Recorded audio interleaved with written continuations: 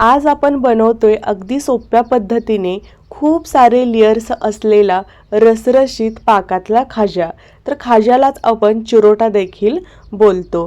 तर बऱ्याच वेळा चिरोटा करताना खूप सारे प्रॉब्लेम्स येतात, त्यामुळे आपण चिरोटा करणं टाळाटाळ करतो। परंतु हा व्हिडिओ बघितल्यानंतर तुमचा चिरोटा कधीच बिघडणार नाही याची गॅरंटी मी देते। फक्त तुम्ही व्हिडिओ स्किप न करता शेवटपर्यंत बघा आणि व्हिडिओ आवडला तर व्हिडिओला लाईक करा। आपल्या चॅनेलवर नवीन असाल तर चॅनेलला सबस्क्राईब करा। तर या व्हिडिओची खासियत म्हणजे आपण या व्हिडिओमध्ये रेसिपी करताना कोणते प्रॉब्लेम येतात, म्हणजे खाजा करताना प्रॉब्लेम कोणते येतात आणि त्यावर सोल्युशन काय आहे ते बघणार आहे। तर रेसिपीला सुरुवात करूया। तर सगळ्यात पहिल्यांदा आपण कणिक मळून घेऊयात। तर कणिक मळण्यासाठी या ठिकाणी मी अर्धा किलो मैदा घेतलेला आहे। जर कपाच्या प्रमाणात म्हणाल तर 4 कप एवढा मैदा घेतलेला आहे। त्याच्यानंतर बघा अर्धा चमचा मीठ घातले। कोणताही गोडाचा पदार्थ असो त्यामध्ये गरजेनुसार मीठ घातलं की त्या पदार्थाची चव लज्जत अजून वाढते, त्यामुळे मीठ जरूर घाला। त्याच्यानंतर सगळ्यात महत्त्वाची स्टेप म्हणजे आपल्याला पिठामध्ये गरम तेलाचे किंवा तुपाचे मोहन घालायचे आहे। तर या ठिकाणी मी 2 चमचे गरम तेलाचं मोहन घातलेलं आहे।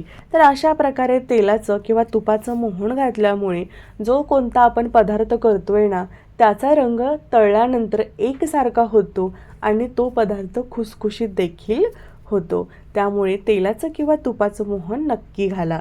तर बघा सगळ्या पिठाला मी व्यवस्थित तेल लावून घेतलेलं आहे। हे ओळखायचं कसं, तर अशा प्रकारे पिठाचा गोळा होत असेल तर समजून जायचं सगळ्या पिठाला व्यवस्थित तेल लागलेलं आहे।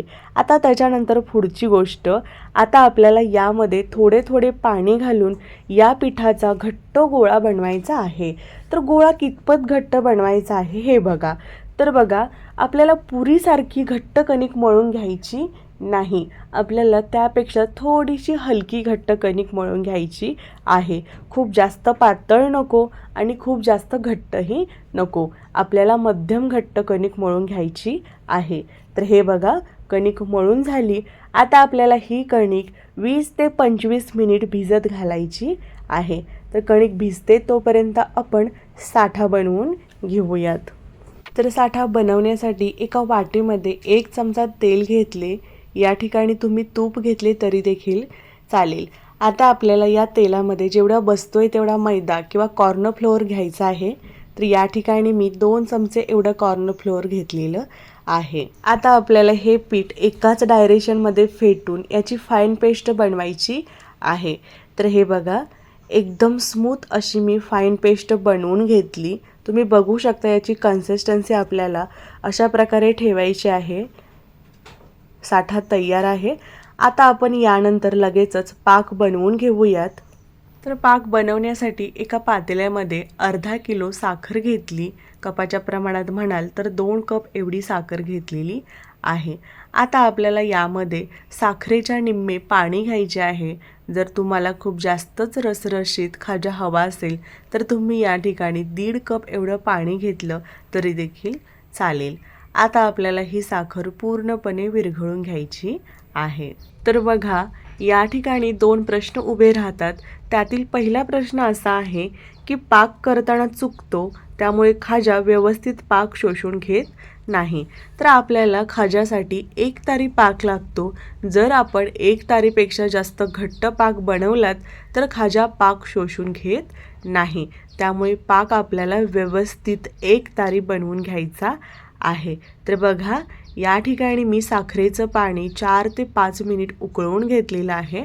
आता आपण चेक करूयात पाक व्यवस्थित झालेला आहे की नाही।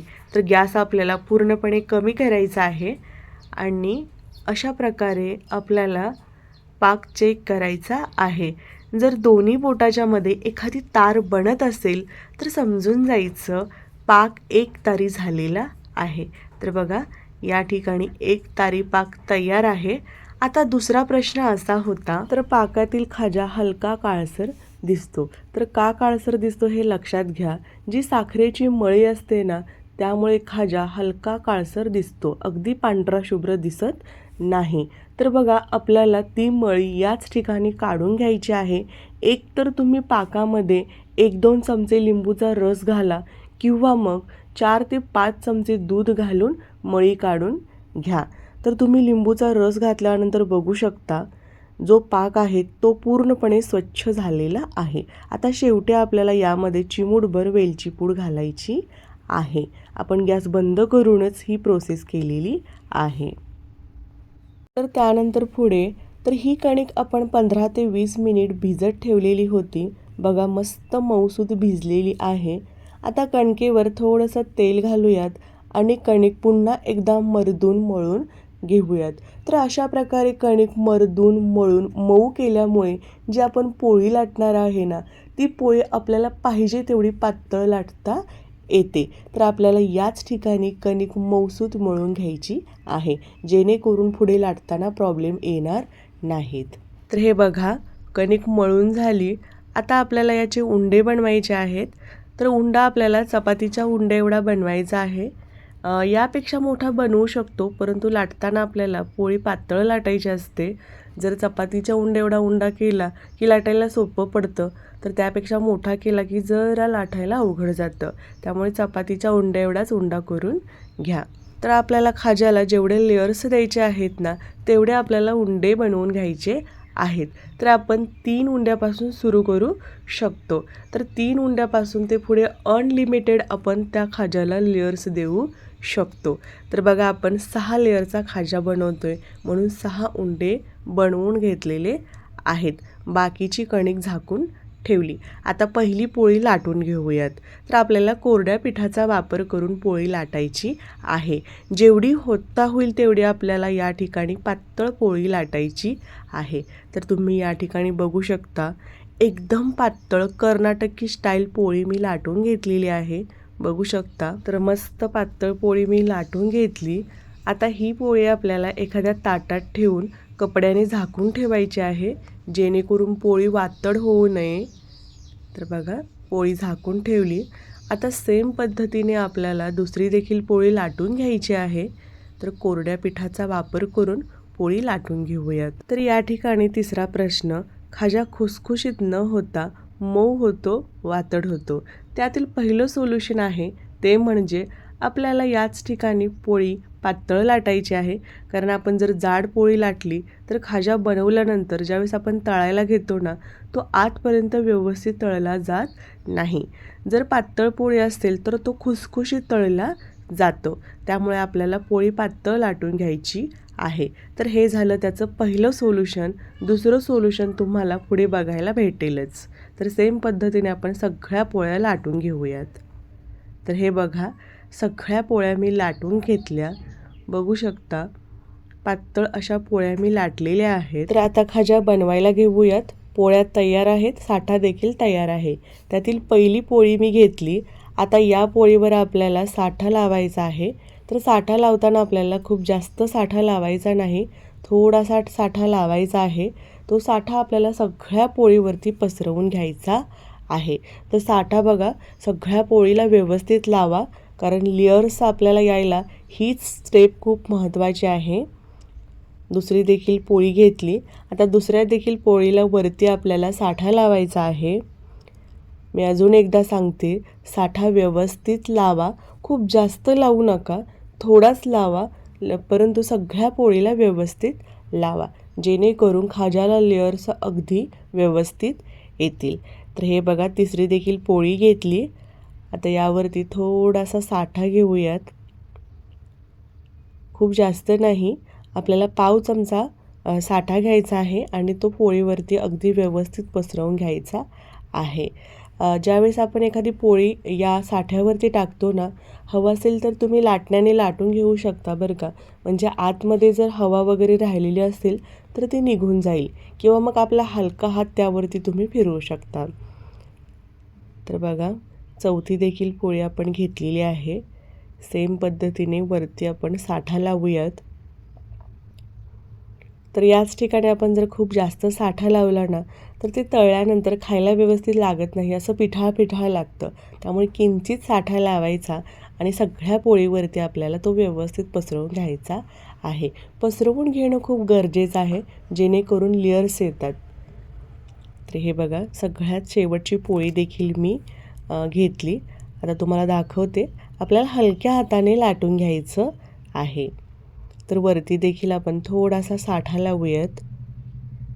तो व्यवस्थित आपल्याला ब्रशच्या मदतीने पसरवून घ्यायचा आहे. तुम्ही हाताने जरी पसरवून घेतला तरी देखील चालेल. तर हे बघा, छान असा साठा पसरवून घेतला. तर बघा, सगळ्या पोळ्यावरती मी साठा लावून त्याचा लेयर बनवून घेतलेला आहे. आता या ठिकाणी सगळ्यात महत्त्वाची स्टेप आपल्याला करायची आहे, ते म्हणजे आपल्याला या पोळ्यांचा, या लेयरचा आपल्याला रोल बनवून घ्यायचा आहे. तर रोल बनवत असताना काही महत्त्वाच्या टिप्स मी तुम्हाला सांगते. तर बघा, हा रोल आपल्याला एकदम घट्ट बनवून घ्यायचा आहे. अजिबात यामध्ये हवा राहता कामा नये. तर बघा, घट्ट असा मी रोल बनवून घेते. शेवटी बघा, आपल्याला थोडासा साठा लावायचा आहे, जेणेकरून शेवटची जी बाजू आहे ना, ती कट केल्यानंतर तेलात सुटू नये म्हणून आपल्याला याच ठिकाणी जी शेवटची स्टेप राहिलेली होती ना, ते आपल्याला व्यवस्थित चिटकावून घ्यायची आहे. तर बघा, छान असा रोल मी बनवून घेतला.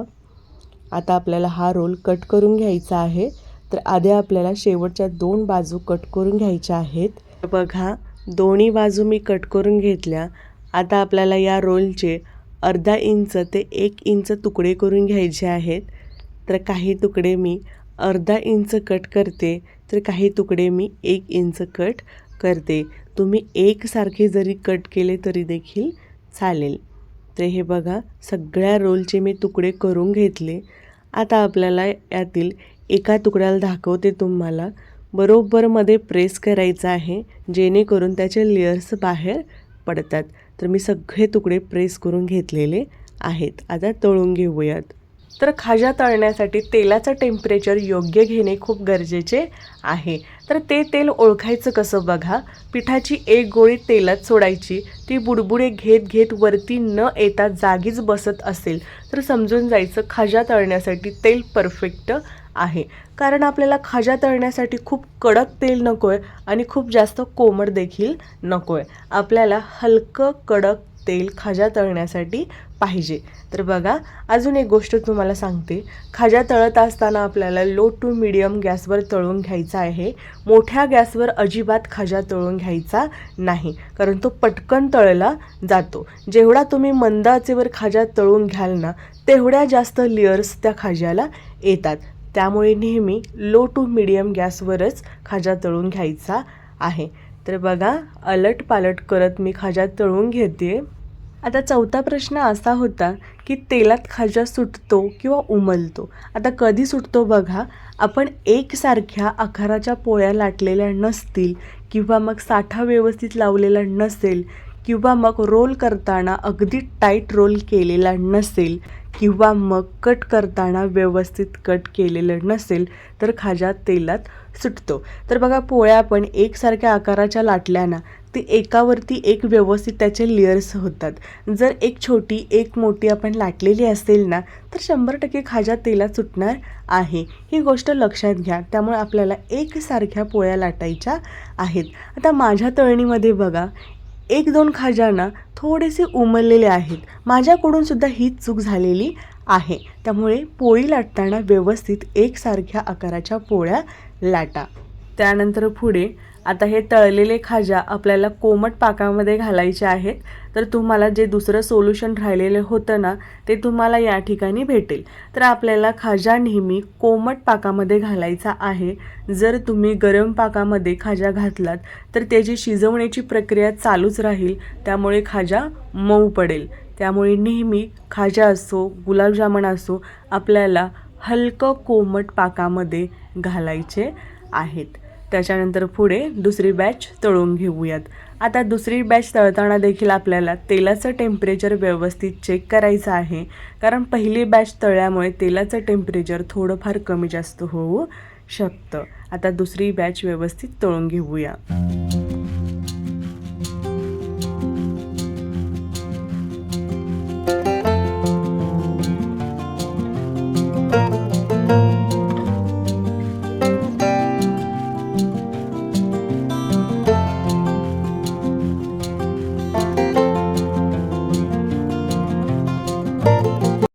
बघा दुसरी देखील बॅच मस्त गोल्डन रंगावर तळून घेतली।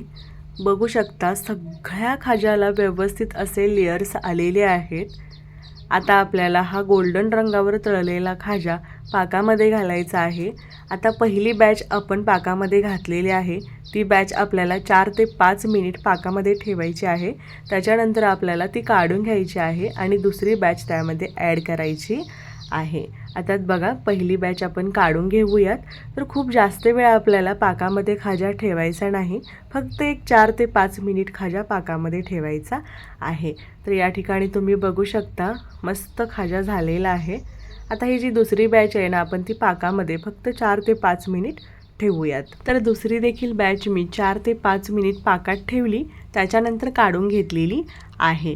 तर या ठिकाणी तुम्ही बघू शकता मस्त रसरशीत खुसखुशीत खूप सारे लेयर्स असलेला खाजा तयार आहे। तुम्ही बघू शकता खाजा कितपत रसरशीत झालेला आहे आणि त्याचे लेयर्स तरी बघा खूप मस्त झालेले आहेत। तर तुम्हाला हा व्हिडिओ थोडा जरी हेल्पफुल वाटत असेल, सगळ्या प्रश्नांचे निरासन या एका व्हिडिओमध्ये झालेले आहे असे वाटत असेल, तर प्लीज व्हिडिओला एक लाईक करा आणि आपल्या चॅनेलवर नवीन असाल तर चॅनेलला सबस्क्राईब करा। तर बघा या ठिकाणी शेवटी मी डेकोरेटसाठी थोडेसे पिस्त्याचे तुकडे घालते। या ठिकाणी अजून तुम्ही केशर काडीसुद्धा घालू शकता। तर बघा परफेक्ट रेसिपी तयार आहे, तुम्ही देखील नक्की ट्राय करा।